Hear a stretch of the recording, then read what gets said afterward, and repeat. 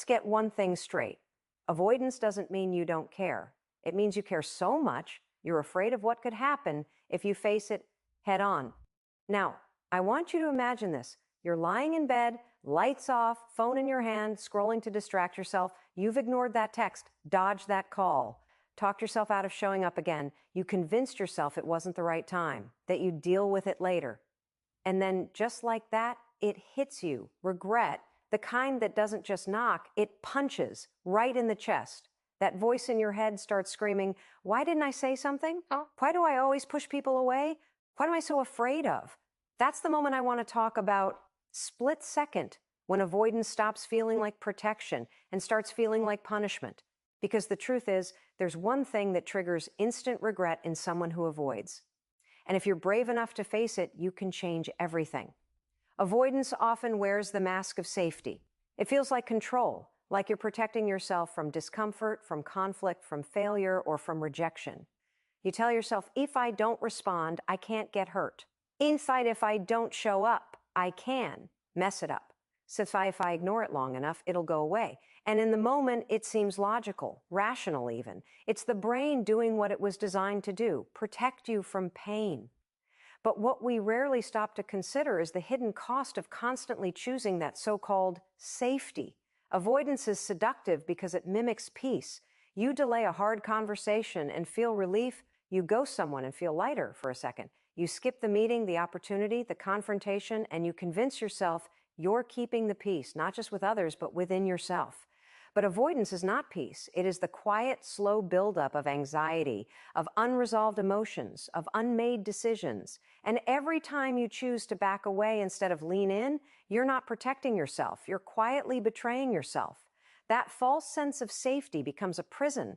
At first, it's subtle. You turn away from small responsibilities, answering that email, returning that call, finishing the task. Then it grows. You start withdrawing from people, from opportunities, from anything that feels emotionally risky. You become a master of deflection, a late reply, an excuse, a polite smile to avoid depth. And on the surface, it looks like you're just busy or cautious, but inside, you're building walls made of fear. You're teaching yourself that every uncomfortable situation is dangerous, that closeness is a threat, that vulnerability is weakness. The illusion of safety and avoidance is deeply tied to emotional survival. For many people, especially those who learned early on that expressing needs or emotions wasn't safe or welcome, avoidance becomes a coping mechanism. It's a form of emotional self-preservation. If you never say how you feel, no one can use your feelings against you. If you never ask for help, no one can reject you. If you never fully show up, you can't truly fail. And that logic gets etched into your brain as truth.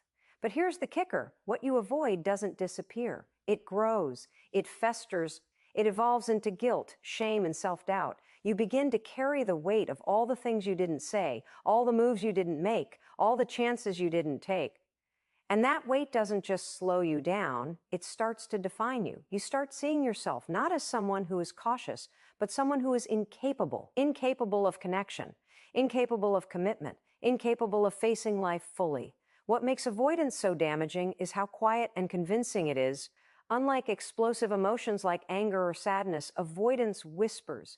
It makes excuses sound reasonable. It makes running away feel like wisdom. It gives you temporary relief at the cost of long-term growth. It robs you of the hard-earned lessons that only come from showing up. Because nothing in life, nothing can replace the power of presence. And presence requires courage. Avoidance tricks you into thinking you have time, that you'll call them tomorrow, that you'll apologize next week, that you'll follow your dreams when things settle down. But life rarely waits for the perfectly safe moment. And the deeper truth is, the more you avoid, the more you teach your body and your mind that fear is in charge, that your instincts can't be trusted. That discomfort must be escaped rather than explored. And so a person who avoids doesn't just delay action, they delay becoming the version of themselves that is brave enough to speak up, bold enough to love deeply, strong enough to try and fail and try again. Because yes, facing what you fear may hurt. You may be misunderstood. You may be rejected. But avoiding it, that's how you guarantee regret. The irony is, the people who avoid the most are often the ones who care the deepest They feel everything on a deeper level. They don't want to burden others. They don't want to make things worse. They want to keep the peace. But keeping the peace with others at the cost of creating chaos within yourself is not noble. It's self-abandonment. When you avoid, you stay small, you operate from defense, you become reactive rather than intentional. And over time, the person you once dreamed of becoming, confident, clear, connected, feels further and further out of reach. Not because you aren't capable, but because you keep choosing comfort over growth. The comfort of not being seen, the comfort of staying silent, the comfort of staying safe. But here's the truth you can't outrun. The safest thing you can do for your soul, for your future, for your healing, is to face what you've been avoiding, to lean into the discomfort, to speak the truth, even if your voice shakes. Because the real danger isn't in taking the risk. It's in living your life forever afraid to. The illusion of safety will always feel easier in the moment, but it comes at the cost of your freedom. And the longer you let it run the show, the more you miss out on the very life you were meant to live. Missed connections and unspoken words are the invisible wounds that avoidance leaves behind. You may not see them right away. You may not even feel their full weight in the moment. But over time, they collect. They gather in the silence between you and someone you cared about, in the text you never sent, in the apology you never made, in the truth you held back because you didn't want to make things worse or because you were too afraid to be vulnerable. Avoidant behavior often disguises itself as being polite, reserved, or not wanting to bother anyone. But the truth is, behind every unsent message is often a heart that deeply wanted connection, but didn't believe it was safe to reach out. It's not that the avoidant person doesn't want love, support, or understanding. They want it more than anything. But they've learned to expect disappointment. They've learned to stay quiet rather than risk being misunderstood or, worse, rejected. Think about how many moments in your life were shaped not by what was said, but by what wasn't. The friend who slowly faded away because you never asked what was really wrong. The relationship that ended not because it couldn't have worked, but because neither of you could say what needed to be said. The opportunity that slipped by because you stayed in your head, waiting for the perfect time to speak up. That silence becomes a burden. It's not empty. It's filled with everything you didn't say.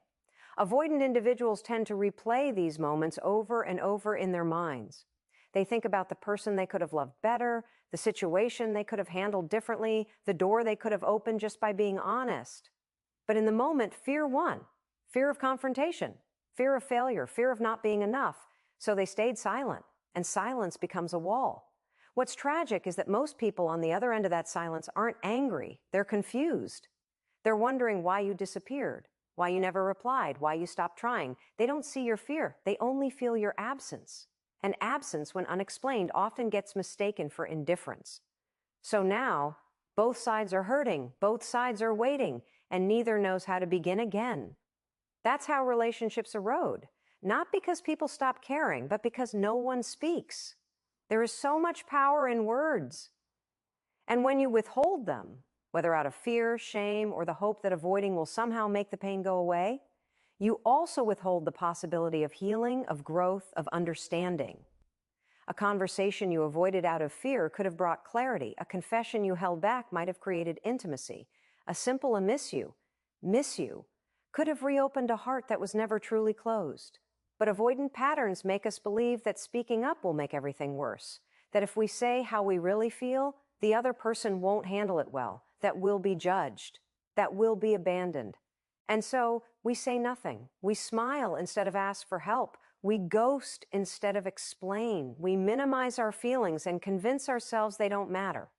But just because you bury something doesn't mean it goes away. It grows roots in your mind. It loops in your thoughts. It becomes a source of inner tension you can't name, but always feel. There's also an identity that forms around this habit of keeping things in. You start to see yourself as someone who's just bad at communication, someone who doesn't open up easily, someone who's too complicated. And because you believe these things, you stop trying. You assume every meaningful connection is too much for you, and slowly you accept disconnection as your normal. But deep down, you're starving for connection. You want to be seen. You want to be known. You want to be able to speak and not tremble, to express and not regret, to trust and not panic. But connection requires presence. It requires you to show up and speak, even when it's awkward or scary or hard. It requires you to let go of the outcome and focus on being honest in the moment. Because when you avoid hard conversations, you're not protecting the relationship. You're distancing yourself from it. And the longer you avoid, the harder it becomes to bridge the gap. Avoidant people often think they're sparing others by not expressing their feelings. But what they're really doing is withholding intimacy. They're denying the other person the chance to show up, to understand, to care. You cannot be fully loved if you are never fully seen. And you cannot be fully seen if you keep everything locked inside. It's not easy to break this pattern. It takes bravery to say the thing you've been holding back. It takes practice to stay in the room when your instinct is to shut down or walk away. But if you want real connection, if you want the kind of relationships that go beyond surface and into the soul, you have to risk discomfort. You have to be willing to speak. Because every missed connection, every unspoken word is a moment you can't get back. And while we can't rewrite the past, we can learn to show up differently in the future. You don't have to be perfect. You don't have to say everything right. But you do have to try. You do have to care enough to speak, even when your voice shakes. Because that's where real connection lives, not in the perfection of the moment, but in the courage to be real. The emotional toll of silence is one of the most misunderstood parts of avoidance. On the surface, staying quiet, withdrawing, or putting off difficult conversations can feel like relief. It can feel like you're saving yourself from conflict, embarrassment, or vulnerability. But underneath that surface calm is a storm building, a slow internal erosion that wears down your sense of connection, self-worth, and peace of mind. Every time you silence yourself, you send a message to your own heart. What I feel doesn't matter. You might not say those words out loud, but your nervous system hears them. Your emotional world hears them. And over time, that message becomes a belief. You start believing that your needs are a burden, that your emotions are too big, that asking for clarity or comfort is somehow weak. And this belief begins to affect how you show up in every relationship, how you speak, how you love, how you set boundaries, how you see yourself. Avoidance isn't neutral. It takes energy to suppress emotions, to ignore instincts, to pretend everything is fine when it's not. That suppression builds pressure. You carry it around like invisible weight, always on edge, easily triggered, emotionally exhausted. You're constantly calculating what to say, how much to say, or if you should say anything at all. And because you never release it, you start to feel emotionally constipated, stuck, irritable, distant from your own truth. Avoidant people often find themselves emotionally fatigued not because their lives are too busy, but because their inner world is too loud and unspoken. There's a backlog of emotions waiting to be felt, truths waiting to be expressed, wounds waiting to be acknowledged. But avoidance teaches you to turn away, to distract, to numb. So instead of processing emotions in real time, you tuck them away in some dark emotional closet, hoping they'll disappear. But they never do. They wait. The emotional toll isn't just internal, it shows up in how you connect with others. You might become overly agreeable, nodding along even when you disagree. You may avoid intimacy, fearing that being truly known will lead to disappointment or abandonment. You might find yourself pushing people away and then feeling lonely when they leave. You might struggle to explain how you feel, or even worse, stop trying entirely. You don't feel safe enough to speak up, but not speaking becomes its own form of suffering. And then comes the self-blame. You begin to question yourself. So, why can't I just say what I mean? Why do I always shut down? Say, why do I feel so disconnected? These questions don't lead to clarity. They lead to shame. The emotional toll deepens when you start turning that silence inward. You stop trusting yourself. You doubt your emotions. You believe your struggles are a sign of personal failure, when in truth they are symptoms of years of avoiding pain and discomfort. There's also a loneliness that grows in silence, not the kind that comes from being physically alone, but the kind that comes from not being emotionally understood. When you avoid opening up, no one truly sees you. They see your smile, your productivity, your calm demeanor, but they don't see your longing, your confusion, your ache to be known. And even in a room full of people, that can make you feel invisible. The emotional toll is feeling like no one really knows the real you. Not because they don't care, but because you never gave them the chance. This silence also chips away at your ability to regulate emotions. When you constantly avoid emotional discomfort, you don't build the skills to sit with pain, to process disappointment, to express needs with grace. So instead, emotions come out sideways through sarcasm, irritation, withdrawal, or even physical symptoms like headaches, tension, or fatigue. Your body starts speaking the pain your mouth refuses to voice. And still, on the outside, everything might look fine. That's the thing about avoidant patterns. They're often praised by society. People think you're strong because you don't cry. They admire your independence, your calmness under pressure. But what they don't see is that you're carrying everything alone. They don't see the anxiety behind your detachment. They don't see the heartbreak behind your silence. Eventually, this emotional toll can harden your heart. You stop expecting anything from people. You start anticipating loss instead of connection. You lower your emotional standards, not because you don't want more, but because you've convinced yourself you don't deserve more. That emotional numbness, that emotional distance begins to feel like your personality, when really it's just years of unexpressed pain sitting inside your chest. But it's not who you are, it's what you've adapted to. And the beautiful, painful truth is this: you don't have to carry it all alone. You don't have to be the one who always stays silent, who always pretends, who always holds everything in. You can begin to soften, to speak, to feel, to heal. Releasing the emotional toll starts with permission, permission to matter, permission to take up space, permission to feel everything without apologizing for it. It starts with giving yourself the safety you never had, the safety to speak even when your voice trembles, the safety to feel even when it hurts, the safety to connect even when it scares you. Avoidance feels like self-protection, but over time it becomes self-harm. And the emotional toll it takes is not because you're broken, but because you've spent too long pretending you didn't need what every human needs: to be seen, to be heard, to be loved for real. You don't heal by avoiding your emotions. You heal by facing them gently, consistently, and with the courage to believe that your truth is worth speaking. Every single time.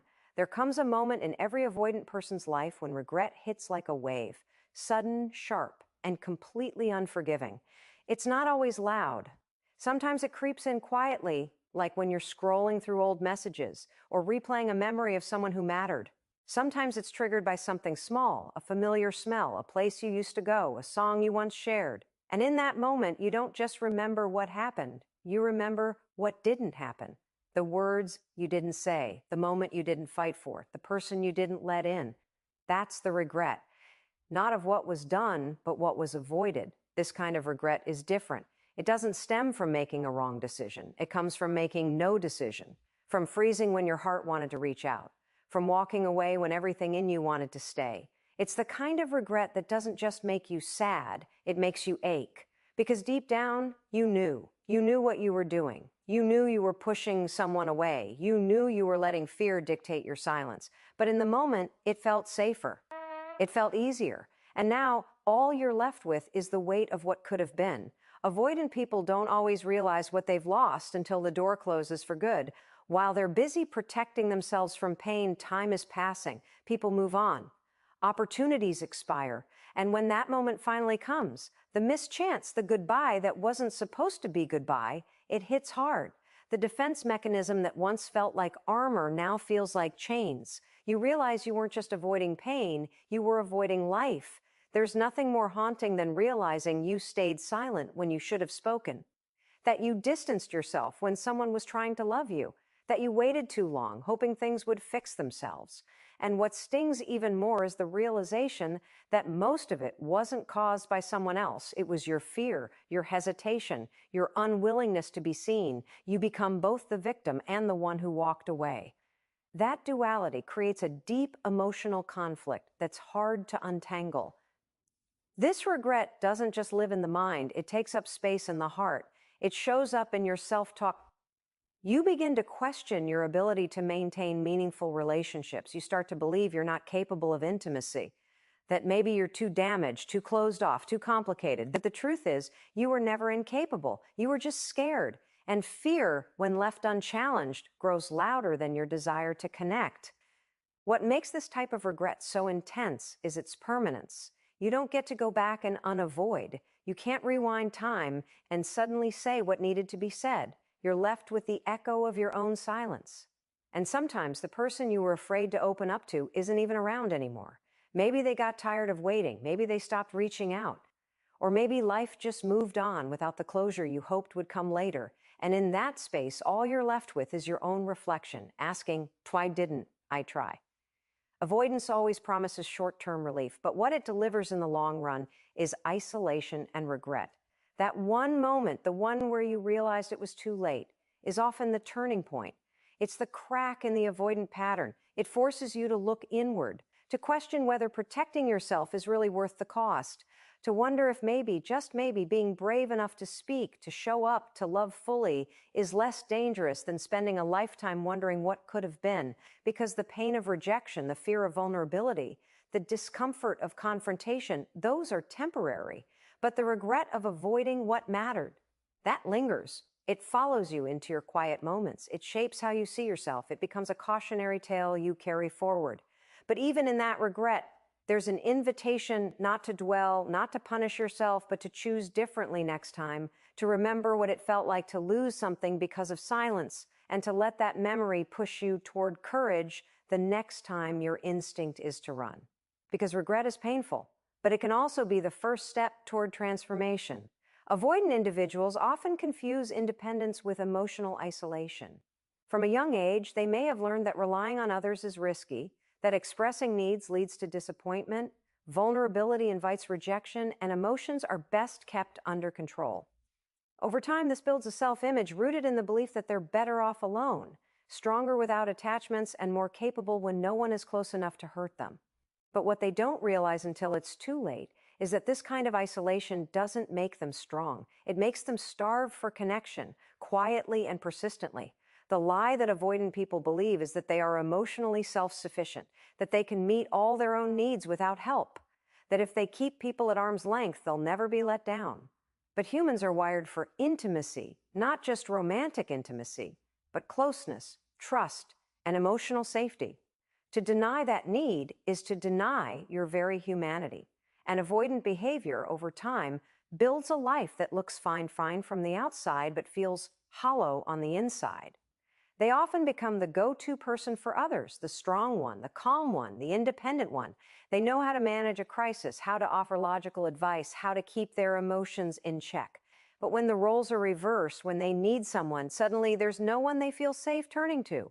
Not because others don't care, but because they've built walls so high that no one knows what's really going on inside. This self-imposed isolation becomes a cycle. The avoidant person tells themselves they don't need anyone, so they don't reach out. When people sense that distance, they back off. And when the avoidant person sees that no one is reaching in, they take it as proof that no one cares. So they retreat even further, reinforcing the very loneliness they fear. It's not that others have abandoned them. It's that they've unconsciously trained others to keep their distance. Eventually, this pattern leads to a deep emotional void. They might wake up one day surrounded by people but feeling completely alone. They might be in a relationship but feel disconnected. They might have friends but no one they truly open up to. And the scariest part is they may not even know how to fix it. Because vulnerability doesn't come naturally. It feels foreign, even dangerous. So instead of trying to connect, they double down on the belief that they're better off isolated. The longer this isolation continues, the harder it is to break. Emotional muscles, like physical ones, weaken without use. Expressing a feeling starts to feel impossible. Asking for comfort feels humiliating. Even the idea of admitting they're lonely can feel like failure. So they pretend, they stay busy, they fill their lives with distraction. But at night, in the quiet, the ache becomes undeniable. Because no amount of independence can replace the warmth of being known and loved for who you really are. There's also a subtle grief that comes with this isolation. It's the grief of missed moments, conversations that could have brought healing, friendships that could have deepened, connections that were never given a chance to bloom. It's the grief of a life lived in emotional lockdown, where nothing bad gets in, but nothing deeply good can either. Avoidance promises safety, but what it actually delivers is numbness. And while numbness may feel like control, it's really just a muted kind of suffering. The cost of that isolation is not just emotional, it's spiritual. You lose the experience of shared humanity, the depth that only comes from allowing yourself to be truly seen. You miss out on the joy of belonging, the relief of being understood, the growth that only comes from being in relationships that challenge and stretch you. You can't fully develop as a human being in isolation. Growth requires mirrors, connection, and emotional exchange. And yet, here's the turning point. The pain of isolation can become the very thing that drives change. That quiet ache, that persistent longing is not a flaw, it's a signal. It's the soul's way of saying, this isn't enough. It's a reminder that your independence doesn't have to mean solitude. That strength can include softness. That self-reliance doesn't have to exclude intimacy. The truth is, you were never meant to do life alone. You were never meant to carry everything in silence. And no matter how long you've believed otherwise, connection is not weakness. It's the bravest thing you can allow. Let the pain of isolation be a wake-up call, not a life sentence. Let it be the place where healing begins, not the place where you stay. Because the moment you start reaching out, even in small ways, is the moment the walls begin to fall and your heart finally breathes again. The truth is, avoidance doesn't protect you. It only prolongs the pain. It whispers lies that distance is safer than intimacy, that silence is more honorable than vulnerability, that walking away is better than being seen. But what it doesn't tell you is that while you're busy guarding your heart, life is quietly moving on. People are drifting. Time is passing. Opportunities for love, healing, and true connection are slipping through your hands, not because you didn't care, but because you didn't try. And the one thing that triggers instant regret in the avoidant is always the same, the realization that you didn't show up when it mattered, that you let fear dictate your choices, that you left things unsaid, emotions unspoken, love unfelt, that you chose the illusion of safety over the risk of being known. And now the door you thought would stay open is closed, maybe for good. But this moment, this awakening, is not the end. It's an invitation to stop running, to stop shrinking, to stop hiding behind the mask of strength, and finally admit that you want more, that you deserve more. You don't have to be perfect to be loved. You don't have to be fearless to be connected. You just have to be willing. Willing to speak when silence feels easier. Willing to stay when everything in you wants to flee. Willing to let your heart be seen, even if it's trembling. Because that's where your life changes, not in the avoidance, but in the choosing.